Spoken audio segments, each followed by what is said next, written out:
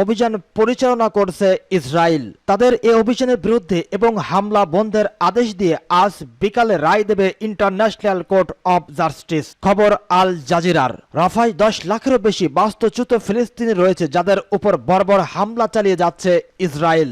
গত সপ্তাহে শুনানিতে দক্ষিণ আফ্রিকা আইসিজিকে গাজা এবং বিশেষ করে রাফাতে ফিলিস্তিনি জনগণের বেঁচে থাকা নিশ্চিত করতে ইসরায়েলের আক্রমণ বন্ধের আদেশ দেওয়ার আবেদন করেছেন।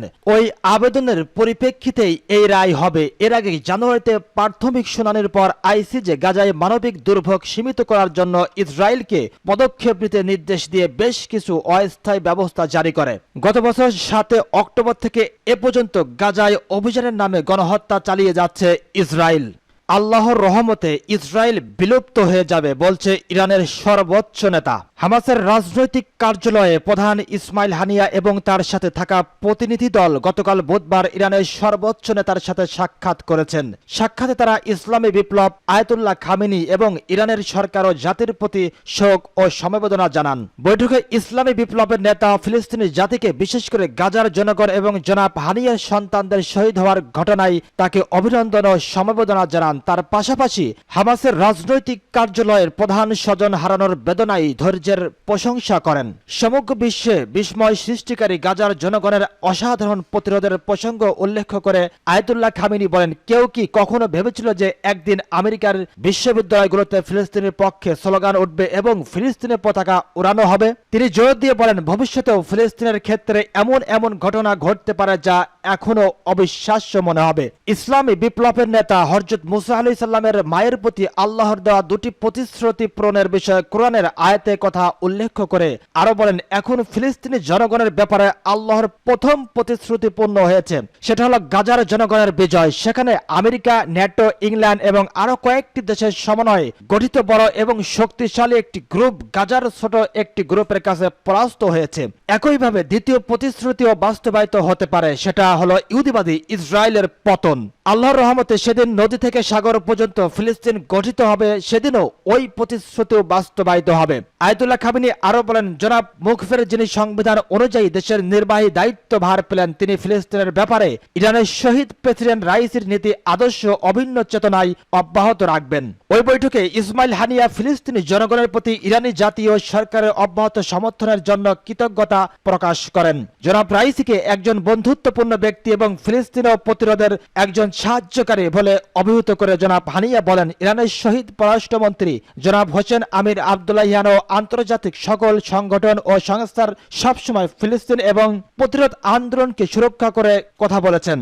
এজন্য আমি তাকে বহুবার বলেছি, আপনি প্রতিরোধের পররাষ্ট্রমন্ত্রী। হামাসের রাজনৈতিক কার্যালয়ে প্রধান গাজার সর্বশেষ পরিস্থিতি ব্যাখ্যা করতে গিয়ে আরো বলেন, এই অঞ্চলে এখন প্রতিরোধ ফ্রন্ট এবং ফিলিস্তিনের প্রতিরোধ বাহিনী সর্বোত্তম অবস্থায় রয়েছে।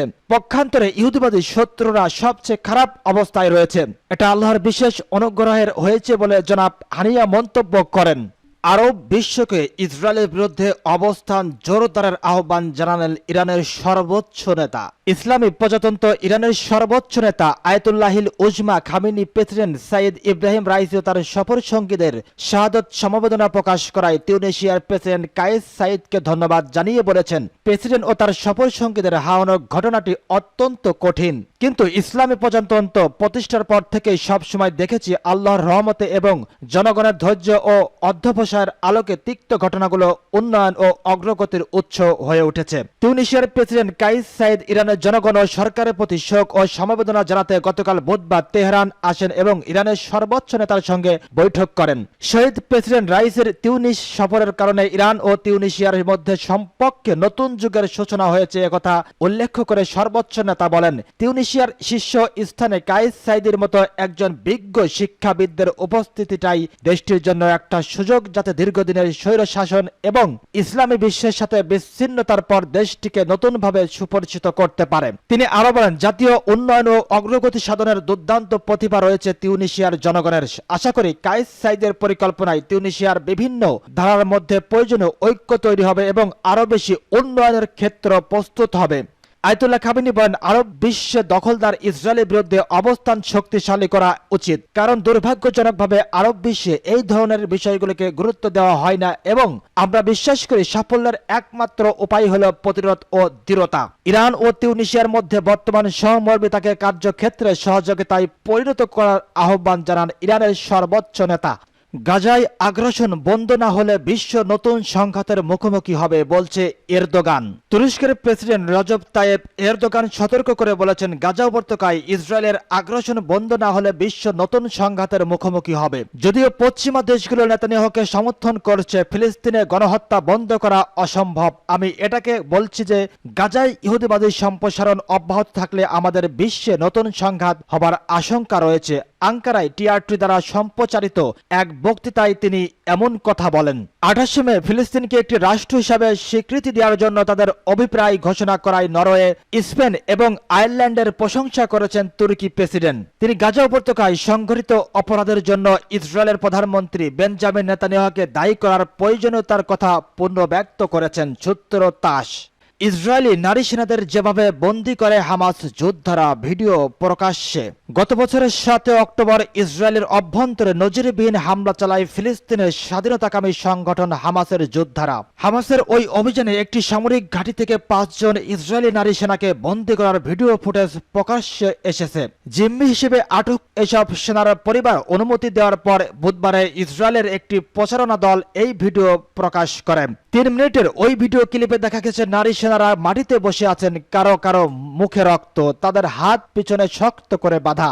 দক্ষিণ ইসরায়েলের নাহাল উজ ঘাঁটি থেকে তাদের বন্দী করা হয়। জিম্মি ও নিখোঁজদের পরিবারের সদস্যদের নিয়ে গঠিত ফ্যামিলি ফোরামের এক বিবৃতিতে বলা হয়, হামাসের ক্যামেরায় ধারণ করা 2 ঘন্টার ভিডিও থেকে এ ফুটেজ নেওয়া হয়েছে। বিবৃতিতে আরো বলা হয়েছে, ভিডিওতে তাদের অপহরণের সময় হিংসাত্মক, অপমানজনক ও আতঙ্কজনক আচরণের বিষয়গুলো ফুটে উঠেছে। ফুটেজের শেষ দিকে দেখা গেছে এসব নারী সেনাকে হামাস যোদ্ধারা একটি সামরিক জিপে তুলে নিয়ে যাচ্ছে।